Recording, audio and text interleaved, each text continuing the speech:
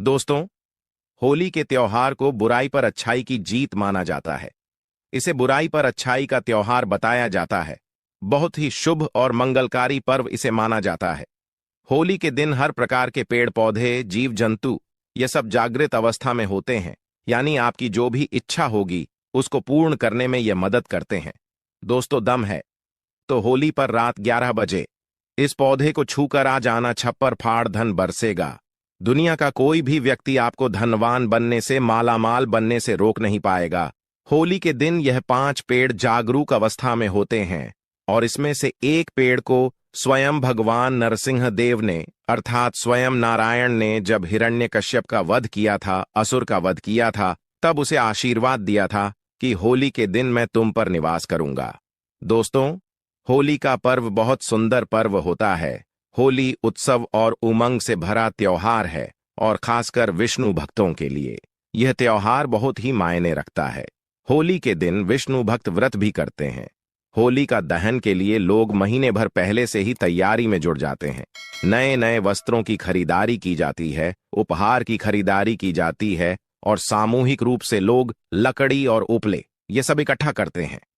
आप इकट्ठा करते हैं कि नहीं, आप हमें कमेंट सेक्शन में जरूर बताना। दोस्तों, फाल शुक्ल पूर्णिमा के दिन संध्या काल में भद्रा जब दोष रहित हो तो उसी समय होली का दहन किया जाता है।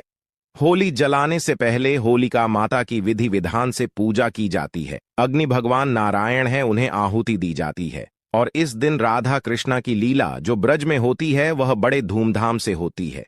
राधा कृष्णा की लीला इस दौरान ब्रज में गूंजती है। होलिका दहन के दिन लोग अपने घर में खीर, मालपुआ और कई प्रकार के बनाते हैं और अपने घर के कुल देवी देवताओं को चढ़ाते हैं। इस अवसर पर अपने पूर्वजों को कुछ न कुछ अर्पित जरूर करना चाहिए। जो लोग उन्हें भोग नहीं चढ़ाते उन्हें पितृ शराप लग जाता है, पितृदोष लग जाता है। इसलिए अपने पूर्वजों को होली पर याद अवश्य करना चाहिए। उन्हें कुछ न कुछ अर्पित जरूर करना चाहिए। दोस्तों, होली के पूर्व संध्या में होली का दहन किया जाता है और इसके पीछे एक प्राचीन कथा भी है कि हिरण्यकश्यप भगवान विष्णु से घर शत्रुता रखता था। उसने अपने शक्ति के घमंड में आकर स्वयं को ईश्वर कहना शुरू कर दिया था। उसने अपने राज्य में घोषणा कर दी कि केवल उसी की पूजा की जाएगी। उसने अपने राज्य में यज्ञ, आहुति, देवी देवताओं की पूजा होगा, यह सब धार्मिक कार्य करवाने पर बिल्कुल रोक लगवा दी। वह संत पुरुषों को प्रताड़ित करने लगा। इस राजा हिरण्यकश्यप का पुत्र प्रहलाद भगवान विष्णु का परम भक्त था। पिता के लाख कहने के बावजूद भी भक्त प्रहलाद विष्णु की भक्ति में लीन रहता था। हिरण्यकश्यप ने अपने पुत्र को मरने की कई बार कोशिश की, कई बार योजनाएं बनाई, परंतु भगवान स्वयं उनकी रक्षा करते थे तो उसका बाल भी बांका नहीं हो पाया। असुर राजा की बहन को भगवान शंकर ने एक ऐसी चादर दी थी जिसे ओढ़ने पर अग्नि उसे जला नहीं सकती थी और उसकी बहन का नाम क्या था? नाम था होलिका। होलिका इसी चादर को ओढ़कर प्रहलाद को गोद में लेकर चिता पर बैठ गई। दिव्य योग से वह चादर होलिका के ऊपर से निकल गई और उड़कर भक्त प्रहलाद के ऊपर आ गई, जिससे भक्त प्रहलाद की जान बच गई और होलिका माता जल गई। होलिका दहन के दिन होली जलाकर होलिका नामक दुर्भावना का अंत और भगवान द्वारा भक्त प्रहलाद की रक्षा का जश्न मनाया जाता है। दोस्तों, इस वीडियो के माध्यम से हम बताएंगे कि ऐसा कौन सा पौधा है जिसे होली के दिन आपको स्पर्श करके आना है, छू करके आना है। इस पौधे को स्वयं भगवान नरसिंह देव जी ने आशीर्वाद दिया था। कैसा आशीर्वाद दिया था आपको कथा के माध्यम से बताते हैं, लेकिन उससे पहले आपसे रिक्वेस्ट करते हैं कि वीडियो को लाइक जरूर करिएगा, दोस्तों को शेयर कर दीजिएगा ताकि आपके दोस्त भी इस उपाय का लाभ उठा सके। अगर दूसरे मदद करेंगे तो आपके भी समस्या का समाधान होगा। और अगर आपने अभी तक चैनल को सब्सक्राइब नहीं किया है तो चैनल को सब्सक्राइब करके बेल आइकन जरूर दबाइए। कमेंट बॉक्स में ओम नमो भगवते वासुदेवाय नमः अवश्य लिखें। दोस्तों, जिस पेड़ के बारे में हम बताने जा रहे हैं उस पेड़ को स्वयं भगवान नरसिंह देव ने आशीर्वाद दिया था। जब भगवान नरसिंह जी ने हिरण्यकश्यप को मार दिया तब अपने नाखूनों का उपयोग किया था, जिससे यहां भगवान ने नाखून के माध्यम से हिरण्यकश्यप को मारा था। तो हिरण्यकश्यप को मरने के बाद असुर रूपी रक्त उनके नाखूनों में लग गया। नरसिंह जी ने अपनी खुजली को शांत करने के लिए एक वृक्ष पर अपने नाखूनों को गाड़ दिया। इससे नरसिंह जी की खुजली तो शांत हो गई, लेकिन वह वृक्ष दर्द से कहरा लगा। उसे वृक्ष ने प्रार्थना की कि भगवान, आपने तो खुजली शांत कर ली, पर यह असुर रूपी रक्त हमारे शरीर में अपने छोड़ दिया है, इससे हम अशुद्ध हो गए हैं। हे प्रभु, आपने जो नाखून गाड़े हैं, इसकी पीड़ा हमें दिन प्रतिदिन सताएगी। हमें यह पीड़ा सहन नहीं हो रही है प्रभु।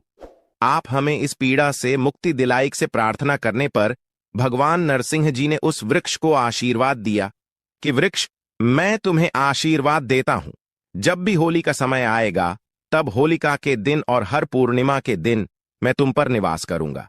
इसी कारण होली के दिन जब होली जलाई जाती है, उसे दिन इस वृक्ष पर स्वयं भगवान नरसिंह साथ माता लक्ष्मी जी के साथ में निवास करते हैं। दोस्तों, ऐसा माना जाता है कि इस दिन अगर सच्चे मन से पूरे भाव के साथ इस वृक्ष प्रार्थना की जाए, इस वृक्ष से निवेदन किया जाए, तो सभी प्रकार के पाप, दोष, कष्ट, कलह सब समाप्त हो जाता है। लेकिन इस वृक्ष को छूने के कुछ नियम है। इन नियमों का पालन करना जरूरी है, फिर आपको इसका 100% लाभ मिलेगा। दोस्तों, इस वृक्ष को छूने से पहले आपको अपने घर से एक नारियल लेकर जाना है। क्या करना है, आपको 5 बतासे लेने हैं, साथ में एक नारियल लेना है और एक लाल रंग का कपड़ा लेना है। लाल रंग का कपड़ा ना मिले तो आप चुनरी भी ले सकते हैं।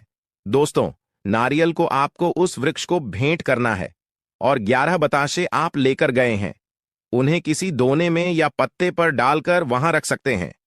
आप एक पत्ते का दोना बना लीजिए और इस वृक्ष के नीचे उसमें 11 बताशे रख दीजिए। नारियल को भेंट कीजिए। आप चाहे तो धूप बत्ती भी जलाकर वहां पर रख सकते हैं।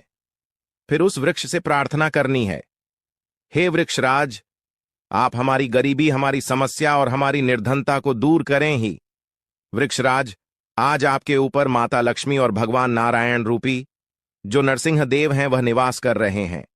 मैं दोनों दिव्य शक्तियों से निवेदन करता हूं, आप पर जो दिव्य शक्तियां हैं, मैं उन सबसे प्रार्थना करता हूं कि आप कृपया पूर्ण रूप से हमारी गरीबी को, हमारी समस्याओं को, हमारी परेशानियों को और हमारी जीवन में चल रही तकलीफों को हमेशा हमेशा के लिए दूर करें। इस प्रकार से आपको निवेदन करना है। और क्या करना है, इसके एक फल को लाल कपड़े में आपको बांधकर घर लेकर आना है। उस पेड़ के एक फल को लाल कपड़े में बांधकर घर की तिजोरी में रख देना है। समय इतना ध्यान रखना है कि पीछे मुड़कर नहीं देखना है। साथ ही जब आप इस वृक्ष को एक नारियल भेंट करेंगे, 5 बताशे भेंट करेंगे, तो उसी समय ध्यान रखना है कि भेंट करने के बाद तत्काल वृक्ष को छूना नहीं है। पहले वृक्ष को प्रणाम करना है, उस वृक्ष में निवास करने वाली देवी शक्ति को प्रणाम करना है। इसके बाद बोलना है कि ही वृक्ष, मैं आपको छूने जा रहा हूं, कृपया मेरे अंदर लक्ष्मी का वास है तो उसे आप खींच लीजिए। आप मुझे लक्ष्मी प्रदान करें। मेरे अंदर जितने भी अवगुण हैं आप उन्हें खींच लें और मुझे सद्गुण प्रदान करें। मेरे अंदर जितने भी पाप हैं सबको खींच ले और आप मुझे पुण्य प्रदान करें, क्योंकि इस वृक्ष को भगवान नरसिंह देव का वरदान प्राप्त है कि कोई भी व्यक्ति उसे छू लेगा तो उसके सारे पाप होली के दिन स्वयं यह वृक्ष खींच लेगा और उसे पुण्य आत्मा बना देगा। तो पहले उस वृक्ष से इस प्रकार प्रार्थना करनी है, फिर वृक्ष को छूना है। दोस्तों, अब जानते हैं इस पवित्र वृक्ष का नाम। तो इसका नाम है गलर। जी हां दोस्तों, गलर वृक्ष के बारे में हम आपको कई बार बता चुके हैं। गूलर एक ऐसा वृक्ष है जिसे साक्षात भगवान नारायण रूपी नरसिंह देव का आशीर्वाद प्राप्त है। भगवान नरसिंह देव ने इसे स्वयं आशीर्वाद दिया था। ऐसा माना जाता है कि होली के दिन अगर गूलर के वृक्ष को स्पर्श करके आ जाए, छू करके आ जाए, निवेदन किया जाए, तो आपके अंदर के सारे वह भाग जाती है। आपके अंदर में जो पाप है वह दूर भाग जाते हैं। आपने कैसा भी पाप किया हो, वह पाप नष्ट हो जाता है। केवल उसी वृक्ष को छूना है और इस वृक्ष से आपको प्रार्थना करनी है। इसके बाद इस वृक्ष के एक फल को आपको लाल कपड़े में बांध कर लेकर आना है। कितने बजे लाना है? आपको रात्रि काल में 11 बजे के आसपास वहां जाना है। यह उपाय करके देखें। दुनिया की कोई भी ताकत आपको करोड़पति होने से रोक नहीं पाएगी, धनी होने से रोक नहीं पाएगी। स्वयं भगवान नरसिंह देव आपके सर पर आशीर्वाद का हाथ रखेंगे। आप विजय श्री को प्राप्त करेंगे, धनवान बन जाएंगे। अब फल लाने के बाद क्या करेंगे? तो इस फल को बिना घर में किसी को बताए धन की पेटी में रख देना है, जहां पर आप पैसे रखते हैं। धन रखते हैं, तिजोरी वाला स्थान है, वहां पर इसे रख देना है। आपकी दिन दुगनी रात चौगुनी तरक्की होगी, छप्पर फाड़ कर धन बरसेगा आपके घर में। लेकिन याद रखें, जब भी आप यह उपाय करें, इसे गुप्त रखें, इसके बारे में किसी को बताएं नहीं दोस्तों।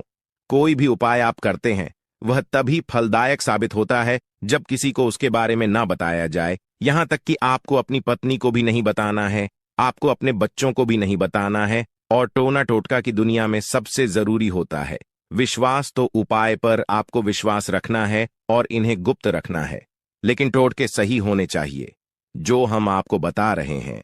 तो जो व्यक्ति जितने ज्यादा उपाय करता है, गुप्त रखता है, उसे उतना ही ज्यादा लाभ मिलता है, गुप्त धन मिलता है, दौलत रुपया पैसा सब कुछ मिलता है। लेकिन इसमें विश्वास होना जरूरी है। विश्वास है तो आप पत्थर में भी भगवान को देख सकते हैं। विश्वास नहीं है तो आपके सामने भगवान खड़े हैं, वह भी पत्थर तुल्य हो जाते हैं। तो दोस्तों, यह उपाय जरूर कीजिएगा, आपके जीवन में परिवर्तन आ जाएगा। आपकी सभी प्रकार की मनोकामनाएं अवश्य पूर्ण होगी, आपकी गरीबी मिटेगी। मित्रों, इस उपाय को करने के बाद आपके जीवन में किसी भी चीज की कमी नहीं रहेगी। तो दोस्तों, वीडियो यहीं पर समाप्त करते हैं।